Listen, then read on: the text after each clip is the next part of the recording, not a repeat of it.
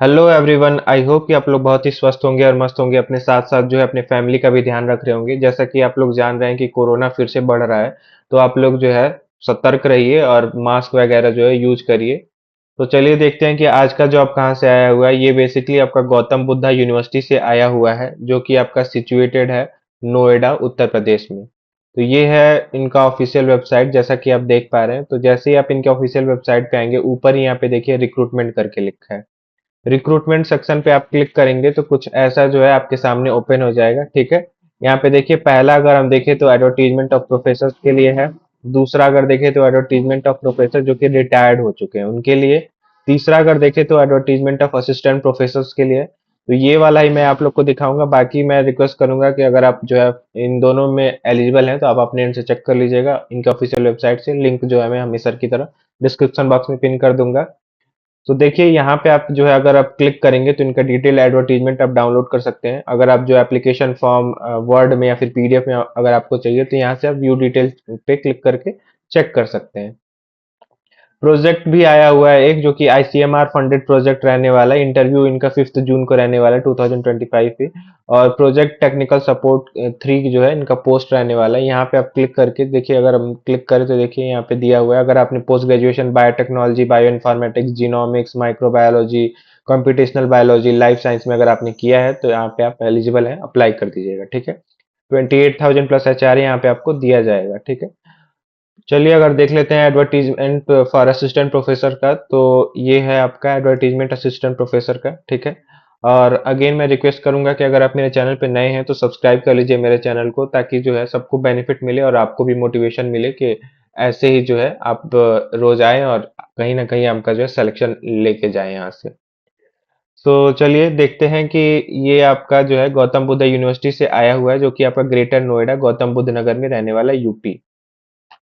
यहाँ पे assistant professor के लिए जो है कॉन्ट्रेक्चुअल बेसिस पे रहने वाला है, जो कि आपका जो है समवेयर 11 मंथ या 10 मंथ के लिए रहने वाला है। ठीक है, इंटरेस्टेड कैंडिडेट्स में send their application in the prescribed format. Speed post से आपको भेजना है या फिर कुरियर से भेजना है या फिर रजिस्टर्ड पोस्ट से भेजना है। ठीक है, कहाँ भेजना है तो ये है उनका ऑफिशियल एड्रेस। यहीं पे आपको जो है भेजना है 5 जून से पहले पहले तक 5:30 PM तक। अगर हम देखें सब्जेक्ट वाइज, डिपार्टमेंट वाइज देखें तो साइकोलॉजी एंड मेंटल हेल्थ के लिए यहाँ पे दिया हुआ है। और यहाँ पे देखिए रिक्वायर्ड इन ऑड सेमेस्टर और इवन सेमेस्टर, मतलब दोनों में जो है यहाँ पे वैकेंसी रहने वाली है। और यहाँ पे अगर हम देखें तो रिक्वायर्ड सब्जेक्ट स्पेशलाइजेशन एलिजिबिलिटी वगैरह दे रखा है। तो यहाँ पे अगर आप just psychology and mental health के लिए अप्लाई कर रहे हैं तो आपका एमए एमएससी होना चाहिए इन्हीं ब्रांच ऑफ साइकोलॉजी में, या फिर आपने जो है साथ में एमफिल भी किया होना चाहिए clinical psychology with RCI registration number के साथ।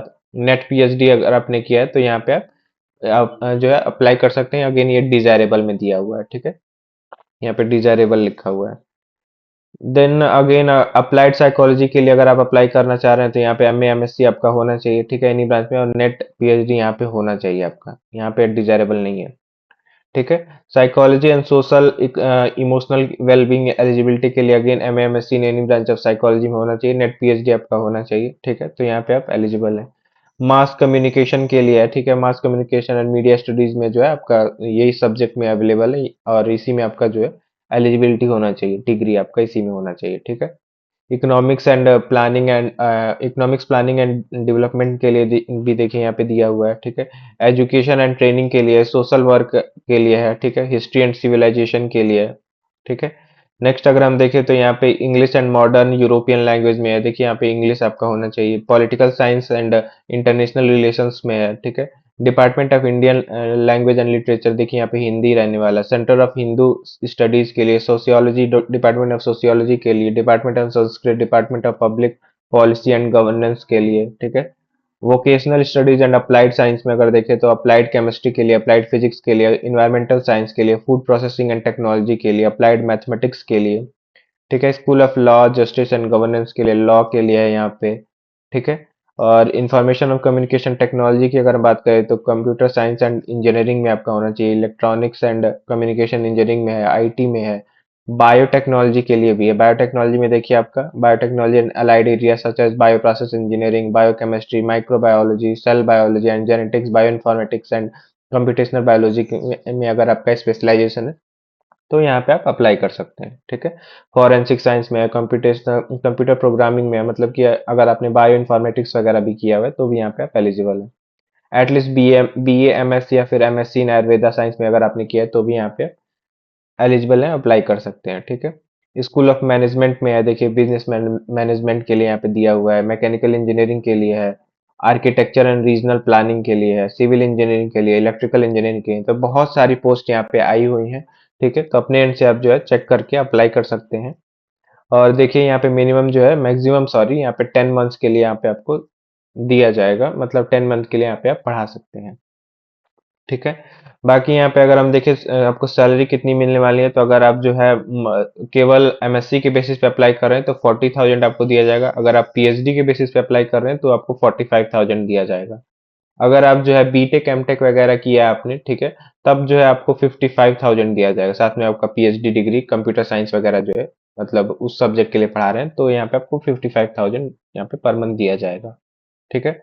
The selected candidates may be provided accommodation in university campus, मतलब अगर आप सेलेक्ट हो रहे हैं तो आपको जो है लगभग यहाँ पे एकोमोडेशन दिया जा सकता है, रहने का खाने का, ठीक है, एज पर द अवेलेबिलिटी, मतलब अगर अवेलेबिलिटी रहेगी तो आपको मिल जाएगा, ठीक है।